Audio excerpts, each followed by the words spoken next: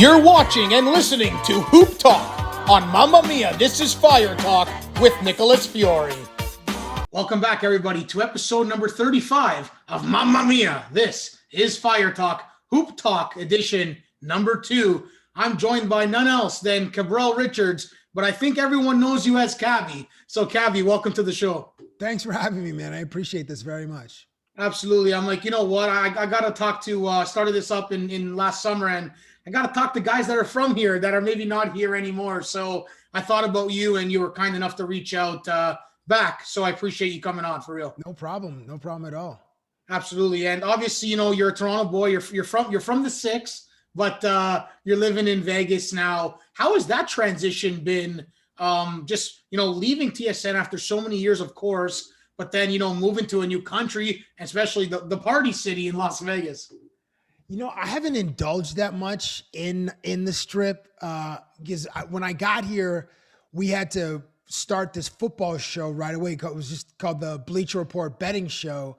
And football, as you know, Sundays. And since I'm on Pacific time, our like call time, so the time I had to be at the Caesars Palace Casino where the stage was and where our production was like 6 a.m. on Sundays. And then on Saturdays, we would have a rehearsal at like 7 a.m. So Friday nights, all I would do is see a movie. Saturday nights, I wasn't going out. Sunday, maybe, but like I don't know. Vegas is, you can lose a lot of money quickly. Like there's a reason they build giant casinos and skyscraper buildings in the city.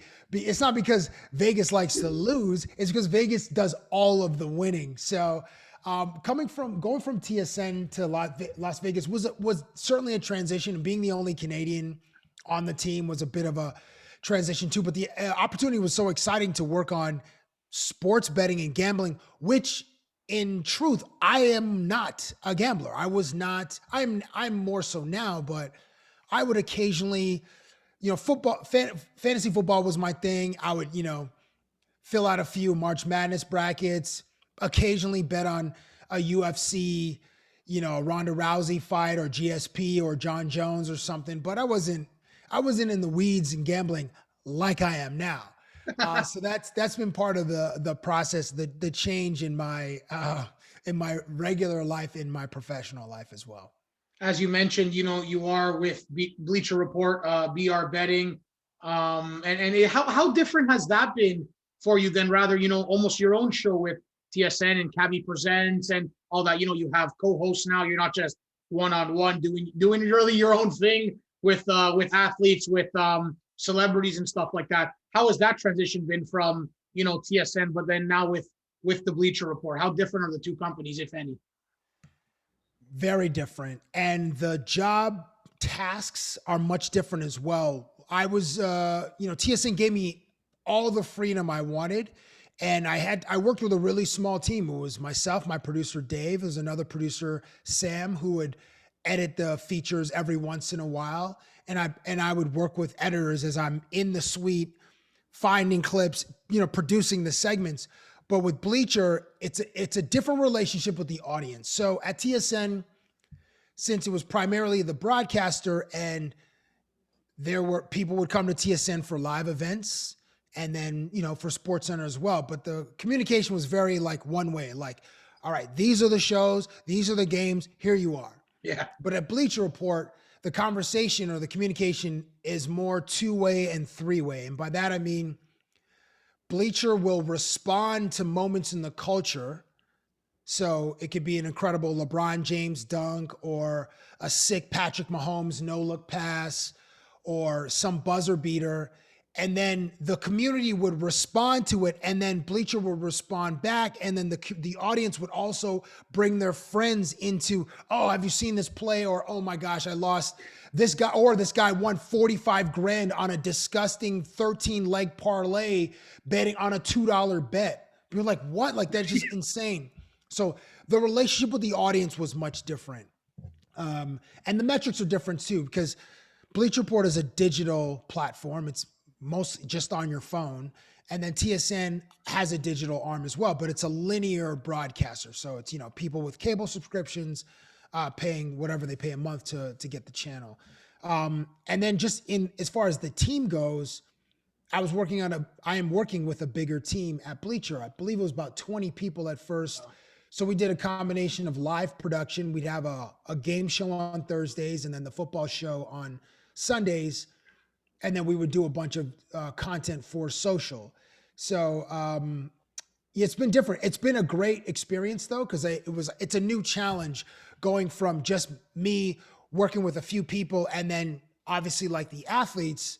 And now there's very little athlete interaction. We're lucky we get to work with Chad Johnson, who is awesome. But I would, in my previous life, work with a Chad Johnson like every week, which was a blessing. So those are some of the big differences between TSN and Bleacher Report. How much you miss home, Cabbie? How much you miss the six? I miss going to Raptors games a lot, and I miss going out on King Street. But like that building, like the Air Canada Center / Scotiabank Arena, just felt like my second home. Yeah. Dave and I, my producer and I have been there. We've probably been there over 200 times in our lives. Like, it's seeing, the people who work on the event floor, some of the security guards, some of the team personnel, people that you'll never see on camera. Like those are some of the people we really enjoyed seeing. And then like bugging the PR directors certainly for the Raptors, a little bit with the Leafs. The building just feels like home. So I miss that. I miss A&W. That's a big one, eh? Yeah. I don't miss how much hockey that I had to watch because TSN, hockey's obvious, and Sportsnet, obviously hockey's the biggest property. But it's nice to be able to like lean into college basketball and not necessarily because there are Canadians playing on Oregon or Brandon Clark on Gonzaga a few years ago. Just experiencing the whole tournament. And in college football is the same thing. Like I hope Chuba Hubbard is a stud in the NFL from I think Oklahoma State, a kid from Edmonton. We have Chase Claypool. I'm really looking forward to a Canadian football player in the NFL breaking through. Like Chase Claypool could be that guy, like 6'4". He's from I think Abbotsford, plays for the Steelers. Like they call him Mapletron. I don't know if he likes that nickname, but being compared to Calvin Johnson, like that is a huge compliment. Calvin Johnson is one of the greatest ever at his position. So that would be cool to, if that happens while I'm in the United States, can celebrate one of those Canadian talents. But yeah, Air Canada Center is probably the thing I miss the most about home. Absolutely. How's COVID being handled? Not really just in the States, but specifically for you in Vegas. Did you at the beginning couldn't go into the studio and couldn't do any of that work, or and did you have to do everything from home? You're back there now, possibly in the studio. But overall, the COVID cases is it being concerned? Rather than a few other states, let's just say in the U.S. Yes. The governor here, Steve Sisolak,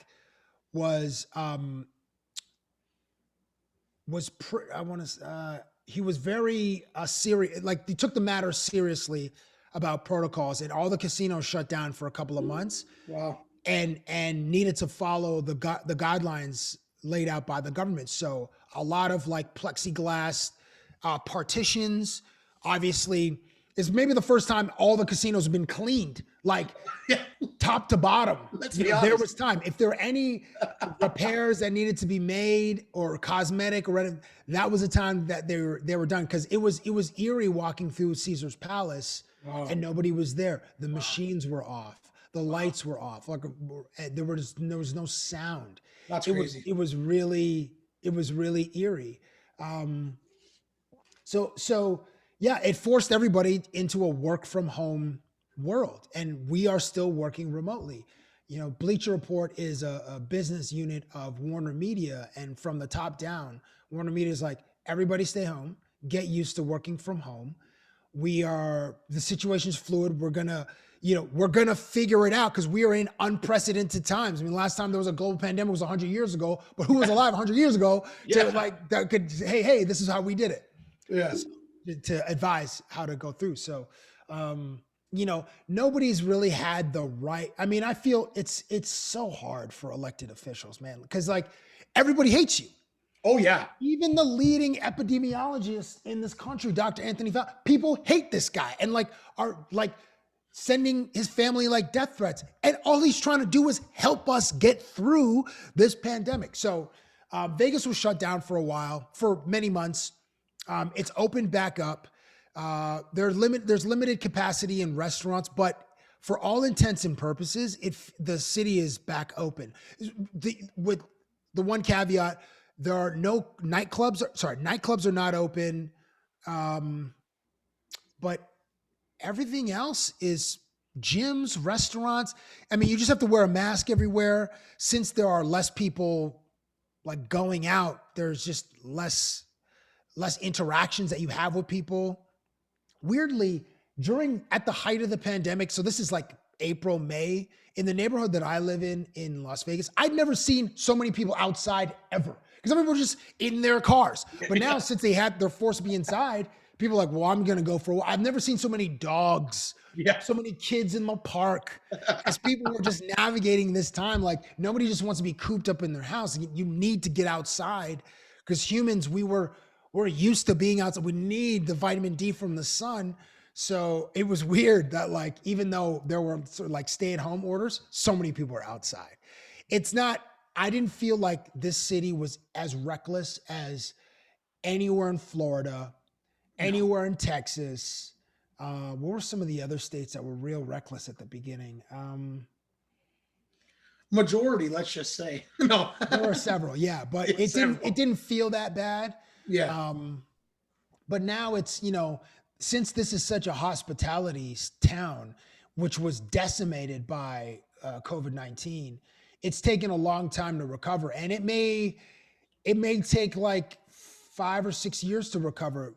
During the global, the financial crisis of 2008 and 2009, it also just wiped out this city because people didn't have disposable income to go on fun trips to Las Vegas. Yeah. So there were casinos, the Aria, Cosmo, that whole casino structure, those buildings, that project was delayed many years because they didn't have the capital to finish construction. So we could see something like that here. They're finishing Resort World. That's the latest tower that's gone up on the Strip. It has an enormous video screen on the face of the building.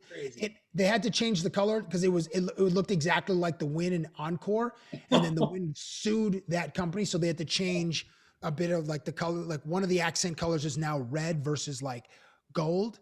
But that one opens. That one in Circa opened with this gorgeous sports book. I want to say 3 months ago, and Resort World will be the next one. So it's recovering, albeit slowly. I know one place that made tons of money in Vegas because DJ strip Pauly clubs? D decided, well, other than the strip clubs, DJ Pauly D decided to rent the entire hotel for a Jersey Shore family vacation for the entire summer, or for about a month of the summer, because we watched that, us Italians back in Brampton here, we watched the Jersey Shore, and he rented, I don't know, your biggest one there, Hotel Las Vegas, the big resort, and he rented it for the entire I think the entire Hotel Las Vegas or Lake Las Vegas or something like that. And it's a huge resort. He rented it out for all of his castmates, and they literally filmed in a bubble, took tests and everything. So that hotel made an absolute killing. That's one that I know for sure. No, if it's the biggest hotel or resort, you're probably looking at 1,000, 2,000 rooms. Like Pauly D is not spending. They'll maybe rent a floor, but like no, he said he rented the whole thing. This is what he says, but like, well, hey, I don't know. Hey, he can afford it. There are no charges on Pauly D's credit card other than the incidentals in his personal room. The production company probably had more space than it needed, and the production company paid for that. That's what I think, but I didn't want to say, I don't even know how they could develop storylines. I know a guy that shoots on that show, and they would do 10 days on and then have a few days of a break, then go back. Cause then you just lose your mind if you're just recording these same people for 14 hours, 16 hours a day. And I don't know what the producers came up with as far as like narratives for every day or every shoot, like it would be so difficult to shoot a show during the pandemic where they can't interact with anybody. It's just like inventing drama within, I don't know, 8 people or however many people are on that show. Yeah, it's crazy. That would be tough. Yeah, it sure is something. Cabbie, I don't know if you know this or not, but you've been broadcasting professionally for 20 years now. Did that clue in? 2001. It's 2021. Yeah, I should do something for my anniversary. I think the first time do something. 20 years, Cabbie. You started at the Score, Sportsnet, and TSN. You know, you were around. Cabbie Presents. I spoke to Kristen Jack actually in my previous episode, and you know, he mentioned yourself and Tim and Sid, how you guys all started at the Score. And I said, you know, did you work alongside Cabbie and stuff? Didn't hint that you were coming on, but I'm sure now he'll check it out when when this is released. But you know, did the Score? I asked him the same question, but did the Score kind of help you and propel you and really develop, you know, some of your skills into the next level? Of course. Yeah, it was fundamental to my development as a broadcaster, as a producer, as a creative. It was really competitive internally, which fostered the best creativity. And we were all given so much creative freedom. You know, the Score was not a network which had a lot of live rights for sports. So we had to engage the audience in different ways. I believe, you know, there were some basketball. We got some Raptor games.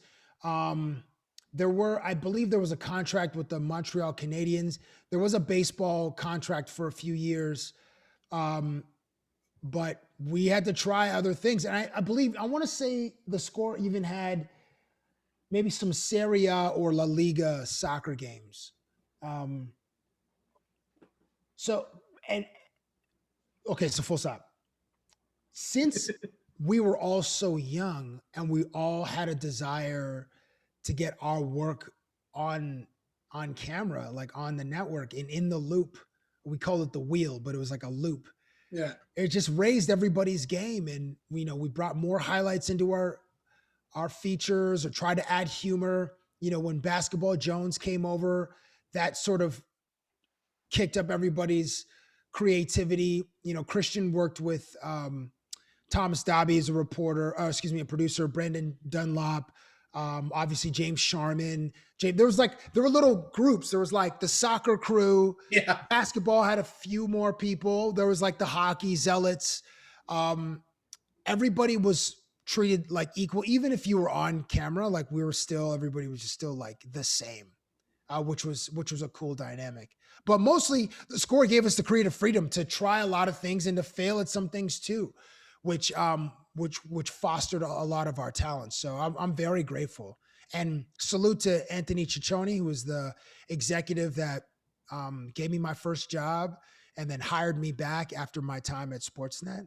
And then, you know, Greg Sansoni took over, him and Richard Gardner took over for Anthony Ciccione after he left, and I want to say 07 or 08, and they sort of steered the ship, and it's still going. And, you know, under the leadership of John Levy, who owns the network, like he took big swings and, you know, and he found ways to win in the margins, like being a digital, like focusing on digital and focusing on the Score's mobile app is the best on any app store. Oh, yeah. And they're in e-gaming and they're in sports betting. I mean, they're just forward-thinking people over there.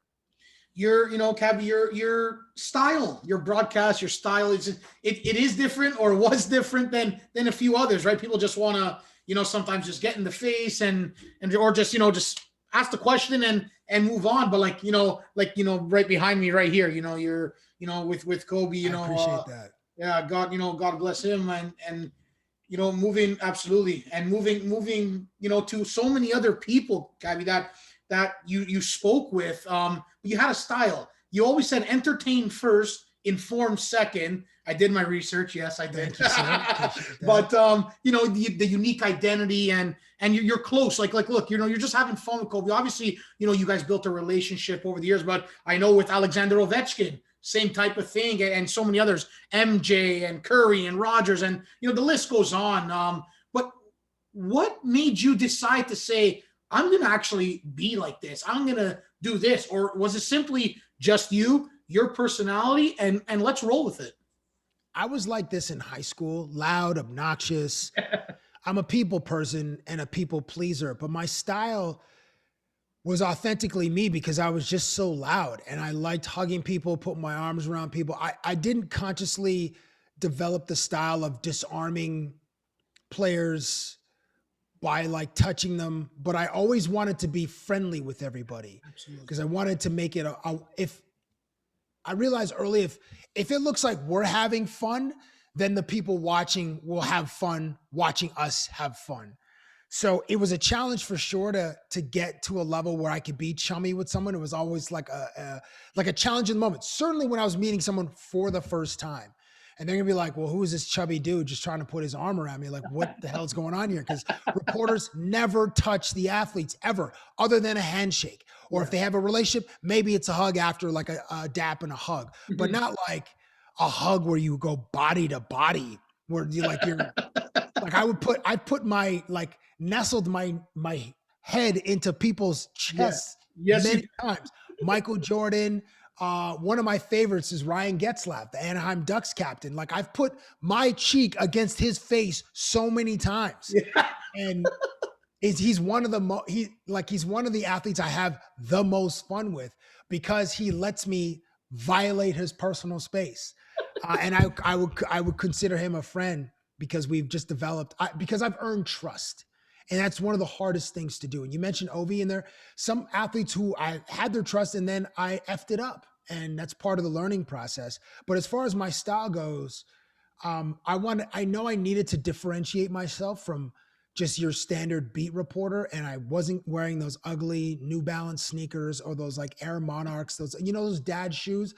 I never wanted to wear those. I wasn't wearing like a terrible button up. I would wear t-shirts and jeans or shorts and baseball caps because I was of the same age group as they were my cohorts as the athletes I interviewed. Yeah. So I spoke a similar language, which was like, I'm a young dude. We spoke about women and food and movies and sneakers and music.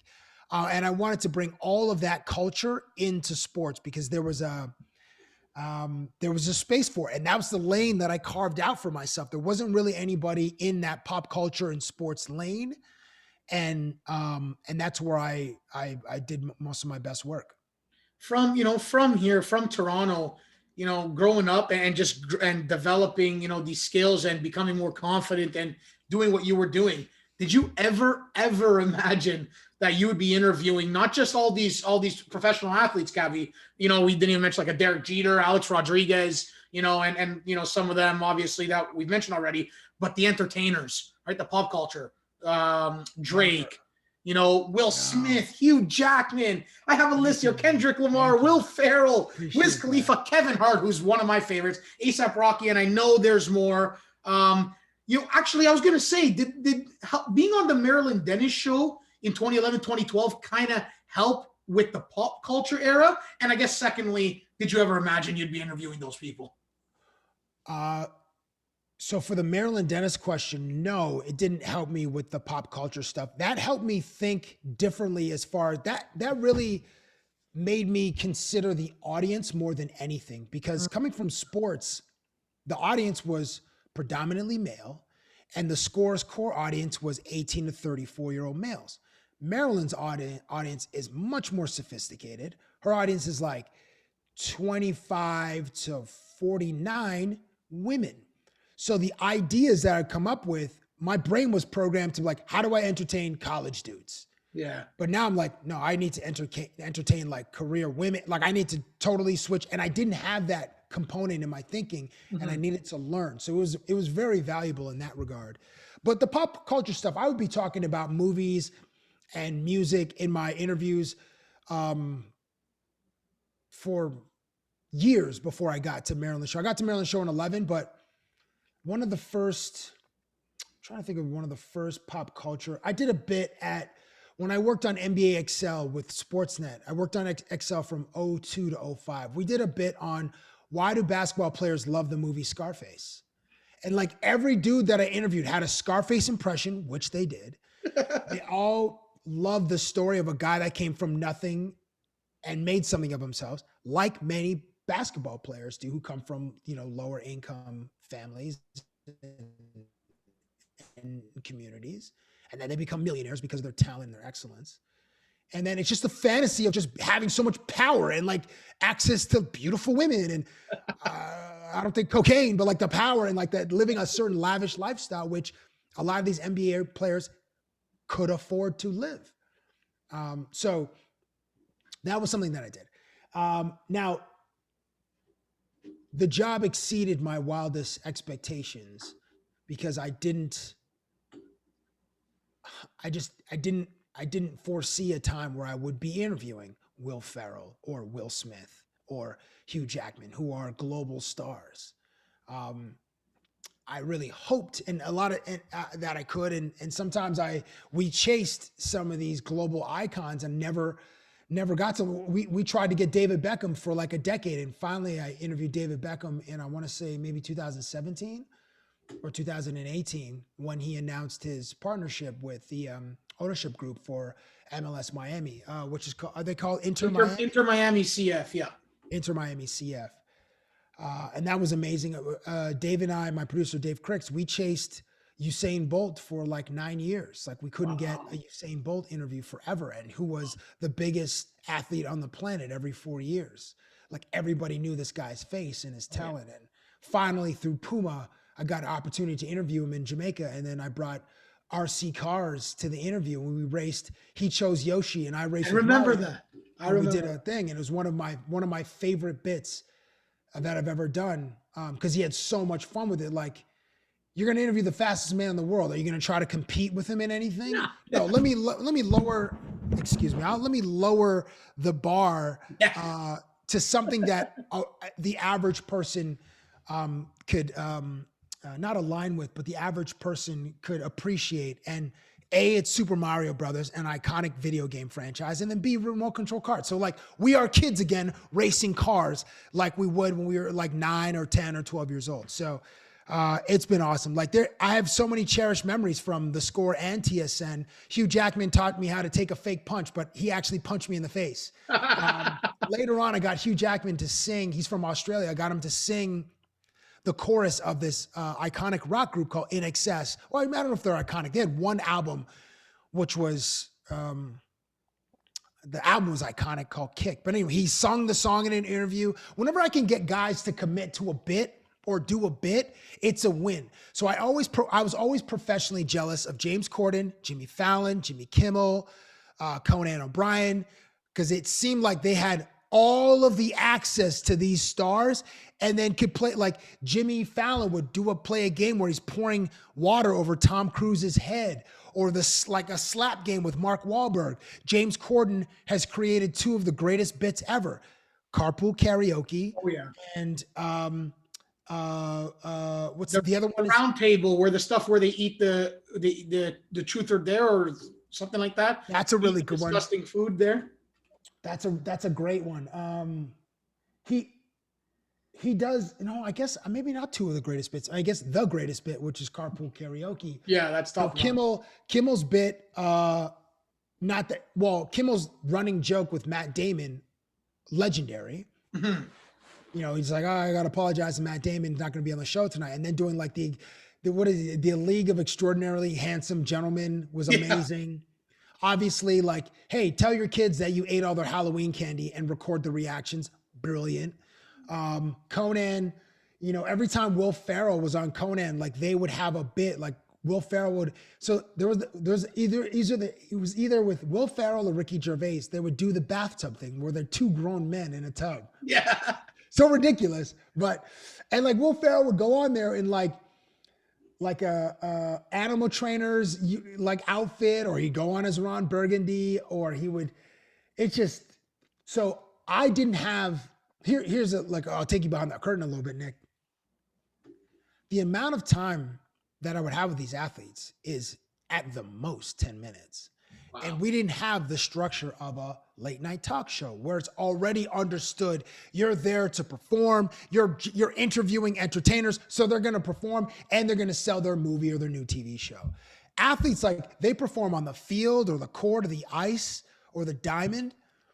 But this like interview segment wasn't understood that like, all right, it wasn't like a Nike commercial where like, all right, we get the person for 4 hours. We're going to do this a bunch of times and then we'll have the best take. Like, no, it's one take. And I was always on the clock. So I was always aware of like the clock is running down and the time, because all right, after this interview, this person's got to go do batting practice, or after this interview, this guy's got to jump on the bus, go back to the hotel, sleep, and then drop either an assist and goal and 2 assists or 30 points and 10 rebounds tonight. So it was challenging, but very rewarding when the athlete bought in. And I would get a moment where Kobe would agree to drive around LA in a limousine, or Steven Stamkos would agree to a shooting contest where he was blindfolded and I'm just getting like laser beamed in the balls.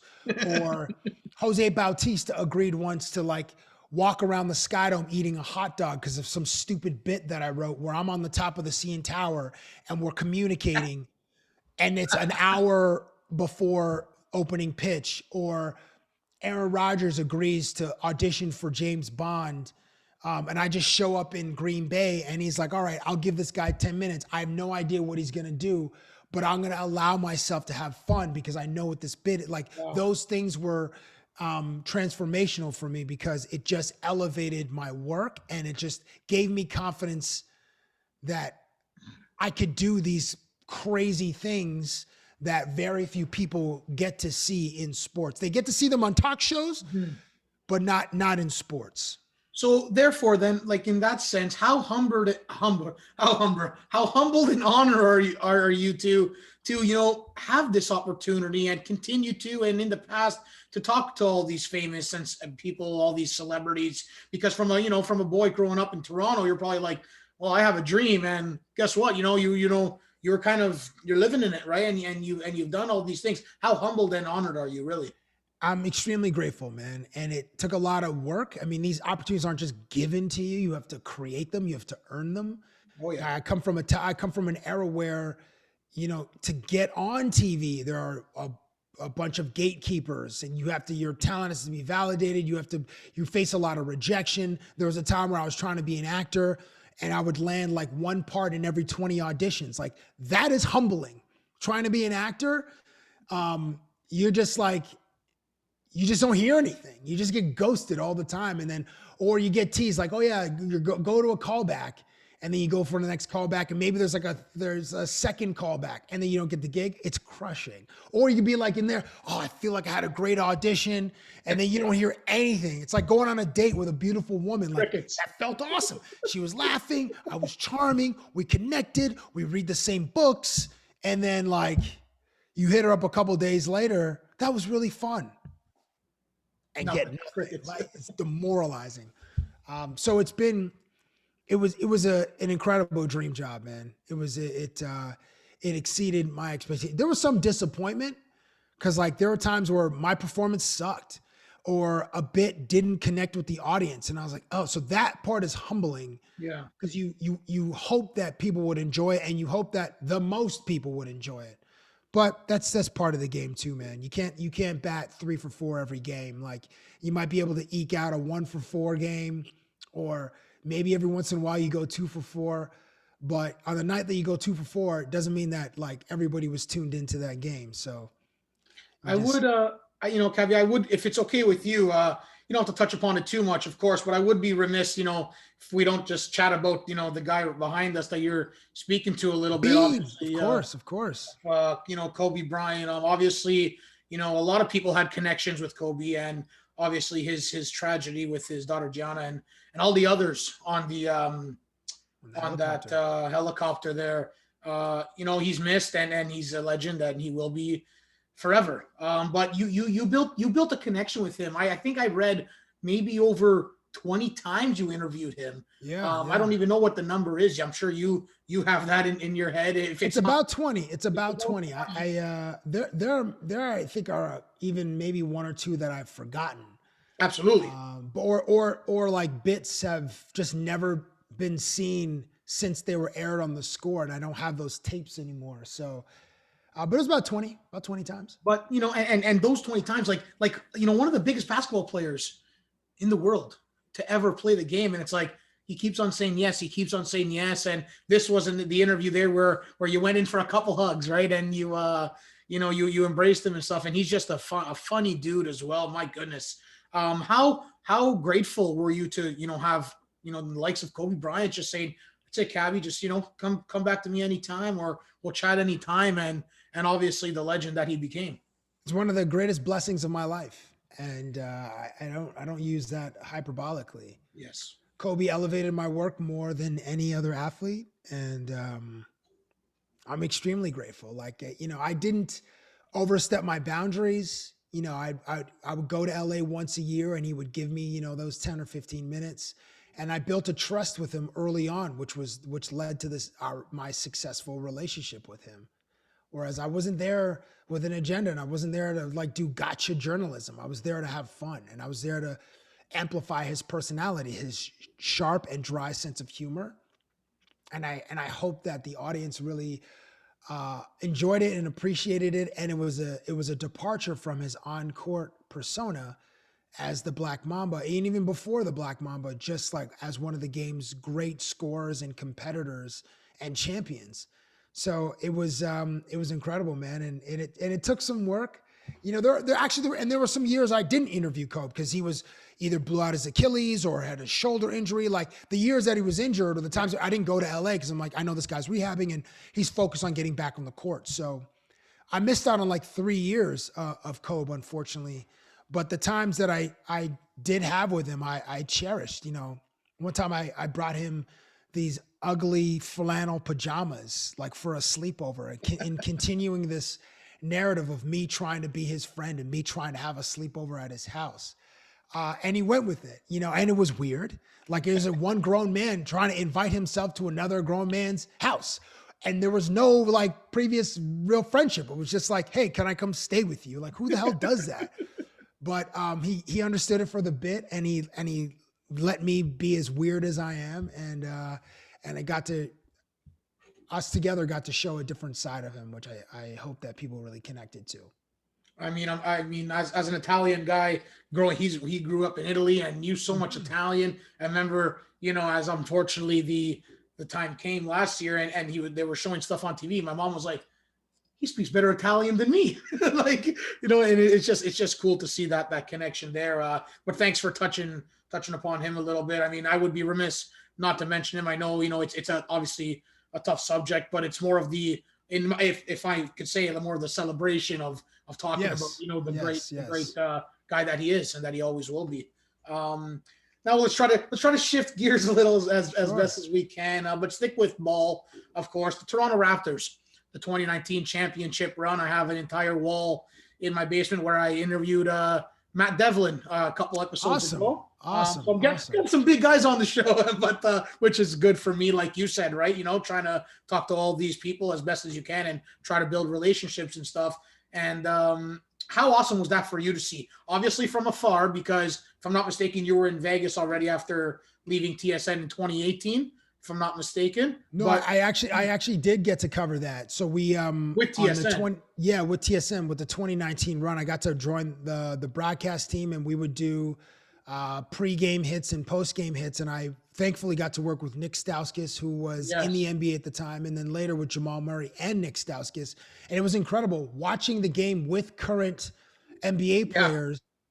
It just gave me a different perspective, and there were more nuances that we couldn't really get into in like a 3-minute hit, but it was stressful, man, because sometimes we're preparing to do our 3-minute hit, but like the Raptors would lose. Like you would lose in the final few minutes of the game. So I have to totally, okay, so who do we talk about? Okay, we got to talk about Jimmy Butler and then Tobias Harris. Okay, and then we'll talk about Pascal, or it's like game 7 when Kawhi Leonard hits that shot in the corner, like the game was tied. So like, we were like, what happens if Philly wins? Like, what do we talk about? Okay, got to talk Joel Embiid. But like, what if Toronto? So I was working with Nick that night. Joel hits the shot. We are jumping and celebrating for 30 to 45 seconds. Have to immediately compose ourselves and then get ready to go on the air. That's crazy. Because then SportsCenter starts right after the game. So they have to come to us first before Matt Devlin and Jack Armstrong can take their position on the court, and Rod Black join them, and then continue to do like a post-game show for like an hour and a half. It was exciting. And then, the parade was unbelievable. 2 million to 2.5 million people that flooded the streets of Toronto in celebration of the team. It was incredible. And I was on one of the buses. I was on bus 4 of the 5 buses, so I could see it from a little bit of a different vantage point, slowly snaking our way through from Exhibition Place to Nathan Phillips Square, which is a 5-kilometer route. Slowly's an understatement. What's that? Slowly's an understatement, Cabbie. Yeah. I mean, it was supposed to be done in 2.5 hours, and it took 5 hours. It was incredible. I got doused with champagne by Norm Powell, and it actually burned. So if you're ever around champagne and someone is acting flagrant, close your eyes, because it's going to burn you for real. And that's why players and MLB, all the champions, they wear ski goggles now, because it for real burns. But just that whole journey was incredible. It was unexpected.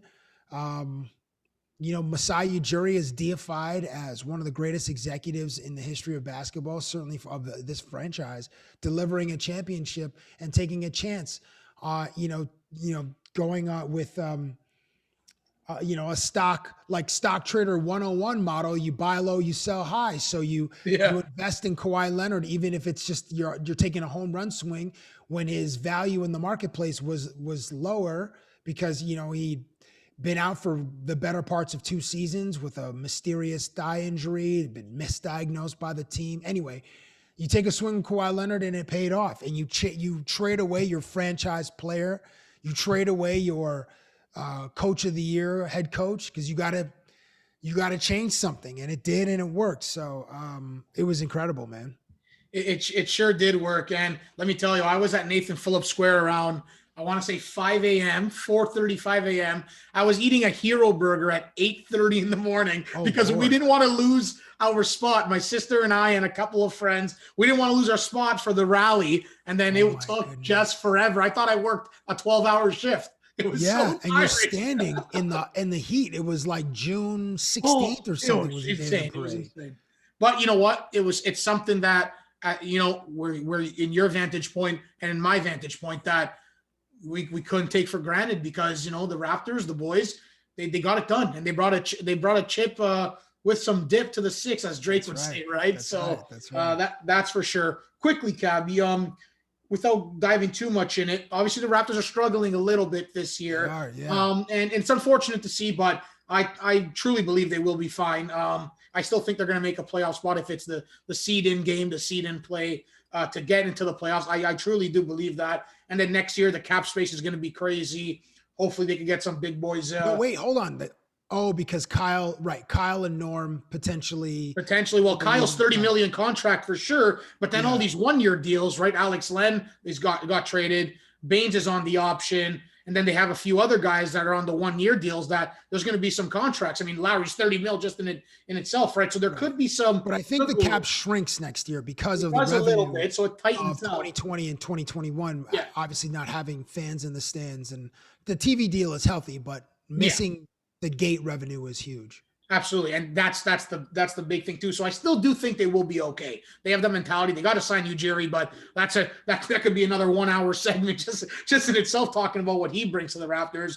But for you, covering quite a bit of basketball, like you said, amongst football, who do you think, let's just say, who do you think is going to the finals this season, and who might win it? Is it LeBron again? Are they going back to back? Because let me tell you something, from what I'm seeing from here in Brampton, I don't think anyone's stopping LeBron and the Lakers. I know there's teams that can, but in 7, I don't think so, Cabbie. That's a great question. And every week, because the NBA is such a fluid league and the stars move around as much as they do, it is so hard to track, and Anthony Davis has missed, I want to say like 18 or 19 games. So to get him back, they have to get him back. And then he's got to get into game shape by probably the second round. Whoever they face in the first round, they're going to dust. Yeah. Just with LeBron alone, he's not going to lose in the first. He's never lost in the first round in his career. No. And he's got that above Michael Jordan. But, we're recording this before the NBA trade deadline. So there are some moves that unforeseen moves that will happen that we don't know about. Yeah. Will Boston make a move? Yeah. Will San Antonio make a move? I mean, San Antonio could trade away assets. I don't think they're going to be a player, but in the East, Milwaukee just picked up some toughness with PJ Tucker. Brooklyn is rolling, but again, because the NBA game is so much about fit, James Harden is a generational talent, as is Kevin Durant. Kyrie Irving is likely a generation. Like, how is that going to fit when they have to win 2 games on the road or there's 3 minutes left in the game? Does James Harden strictly go into playmaker mode and let Kyrie and KD do the scoring, or does he get some hoops himself? Like, we're not going to know that until we see it. But also with the Nets, who is going to play defense? Like, DeAndre Jordan is a rim protector. Kevin Durant is a great on-ball protector. But your other two stars, and Blake Griffin, those 3 guys aren't known for their defense. Bruce Brown is he's a gritty dude, but Milwaukee, nobody's talking about the Clippers. No. And they're just under the radar. The Clippers probably have a move to make. Ty Lue's doing a pretty good job with that squad. Phoenix is a plucky team, which they might win the Pacific Division. I don't know how far they'll go, but Chris Paul is probably going to garner some MVP conversation. But then you have the wild cards like Damian Lillard, who can literally score 60 points in a game. Unreal. You have Steph Curry that Portland and Golden State might get in as in the play-in tournament, or maybe a 6 or 7 seed. Then you have Denver. Denver might make a move because Michael Porter Jr. battled COVID. And then there's COVID. Yeah. COVID is the let me tell you something, democratizer, or my NBA fantasy. My NBA fantasy's taking a hurt. Everybody's fantasy teams. Yeah. Everybody's team. Because you have the Dallas Mavericks who missed Dorian Finney-Smith. Dwight Powell. Who else missed 10 games? You have guys missing. Even our Toronto Raptors, guys have missed long stretches. Freddie and who's out with COVID? Freddie, Pascal Siakam, Patrick McCaw, Malachi Flynn. Even the coaches. Yeah. So, and then Philadelphia's a wild card. Joel Embiid's going to miss 2 or 3 weeks. Who is playing MVP? To me, the MVPs are Joel or Jokic.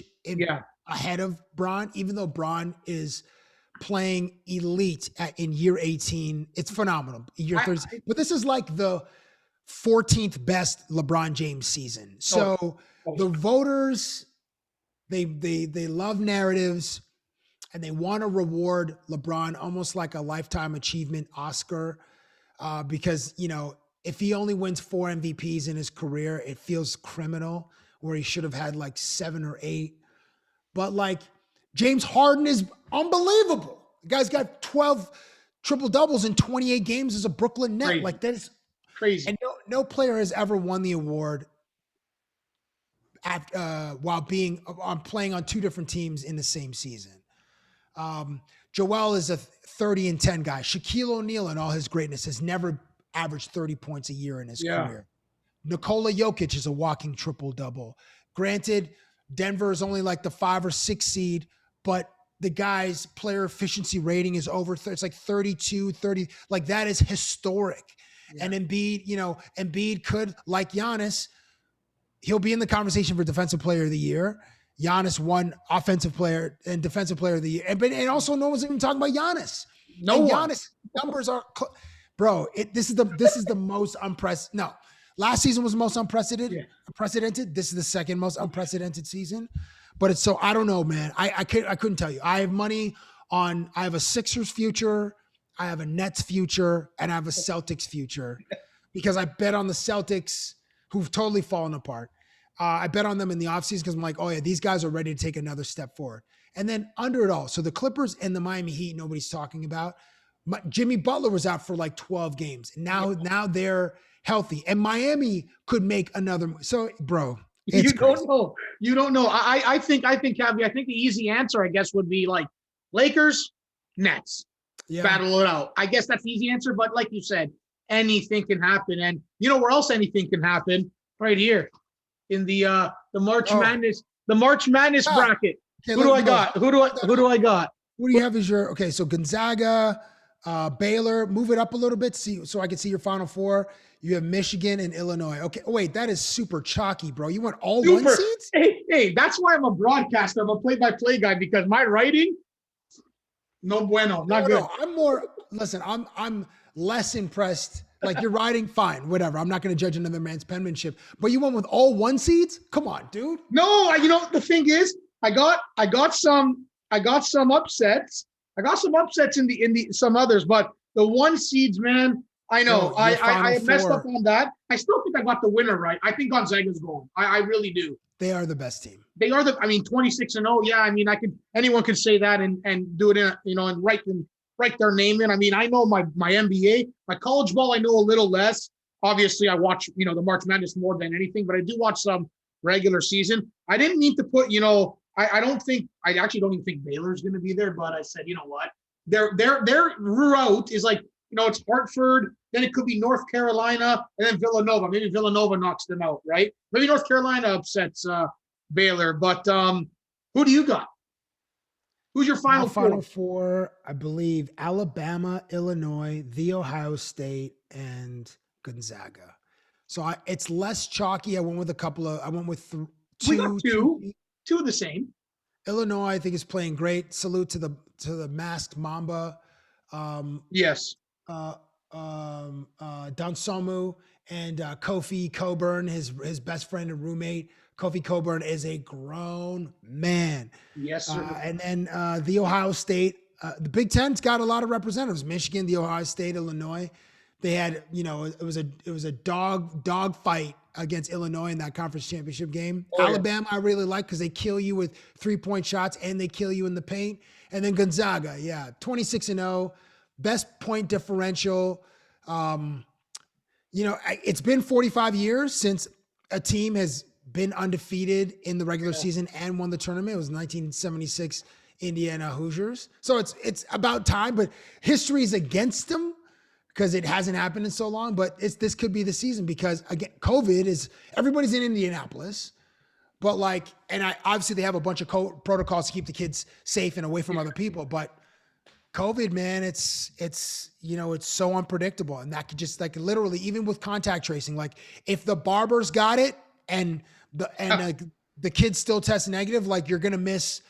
I think you're out of the tournament. So you have to list hotel room, maybe the gym, wherever you eat, and then to the gym. Can't even food to the hotel room at that rate. You don't want to get kicked out of the tournament once you're there, right? You want it. So the Final Four. So I got Gonzaga as the champs. Who's your national champion?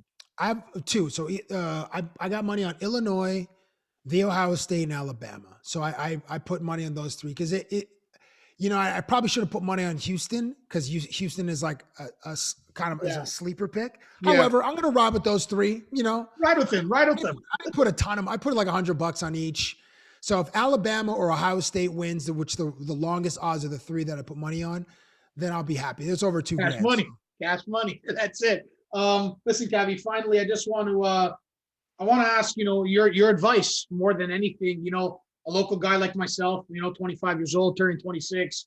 My main sport's hockey, but I called, Humber College basketball games and volleyball games, and I'm just trying to move up in the ranks, in the junior A hockey with the Oakville Blades. What you're doing is phenomenal, bro. You're diversifying your talents. If you're doing play-by-play on all those different sports, that's awesome. And I love that you're doing a podcast. You're refining your voice.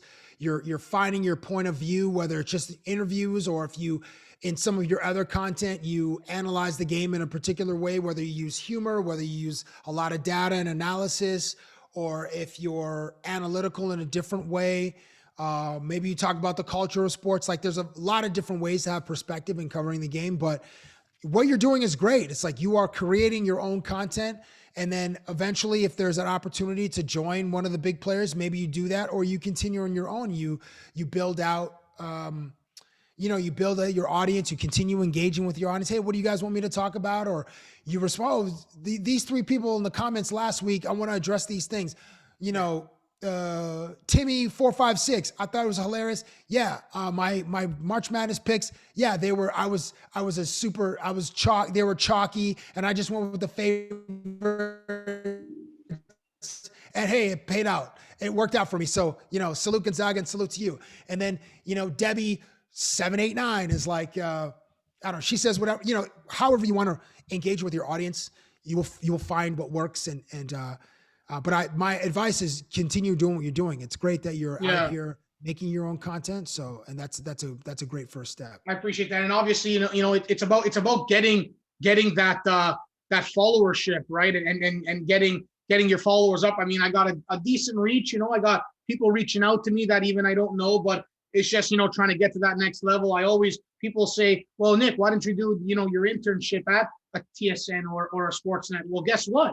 I didn't have to, because I was already in the field. The Brampton Bombers gave me an opportunity. The Canadian Soccer League, Professional Soccer League, gave me an opportunity. Yes, I'm not in any stations now. I'm not with any radio and TV, but I'm doing what I want to do, and I want to become an NHL play-by-play one day. I would like to even be, one of yourself and your boys, Tim and Sid. Obviously, Sid moving to BT, but I would love to do that in the future. And it's just about starting here, and I appreciate those words. And I just want to say, you didn't have to come on and you didn't have to help out, but, a lot of people in your position sometimes don't really find the time to give a guy like myself a chance who went to school for it. And all I want to do is do what I do. So I do appreciate you coming on, Cabbie, all the way from Vegas, but I appreciate you coming on for real. It doesn't. No problem, homie. No problem at all. Thanks for the invitation, Nick. It was wonderful to meet you, man. And good luck. Continue getting your reps in, and you're going to be so much better. Not that you're great now, but you're going to be like elite down the road. So hey, keep grinding, bro. Like the cliche says, thank you. I appreciate it. And practice makes perfect, right?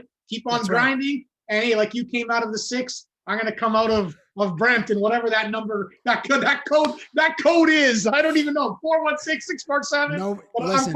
I'm coming out too, Cabbie. I'm coming soon. Hey, Brampton, listen, Brampton is getting its flowers. You guys have produced a ton of talent. Alicia Cara, Nav, Tristan Thompson. You guys have a bunch of killers from Brampton. So continue. Yeah, the water is rich. You're producing a lot of talent, so you're among them. So good luck, my dude. Thank you. I appreciate it, Cabbie, very much. Listen, everybody, that was episode number 35, Hoop Talk number 2 of Mamma Mia. This is Fire Talk. I'm Nicholas Fiore, the Oakville Blades play-by-play broadcaster, joined by none else than Cabral Richards, known as Mr. Cabbie. What else would you know him as? Appreciate you coming on. Listen, everybody, Mamma Mia, this is Fire Talk. Merchandise has been released. You can get that on www.mammamiathisisfiretalk.com, Apple Podcasts, YouTube, Spotify. Watch, listen, just do it. Get it done. Thank you very much. I appreciate it. I'm very humble, Cabbie, once again. And everyone, stay safe. And Mamma Mia. That was Hoop Talk on Mamma Mia. This is Fire Talk with Nicholas Fiore. Thank you for watching and listening, and stay tuned for the next episode.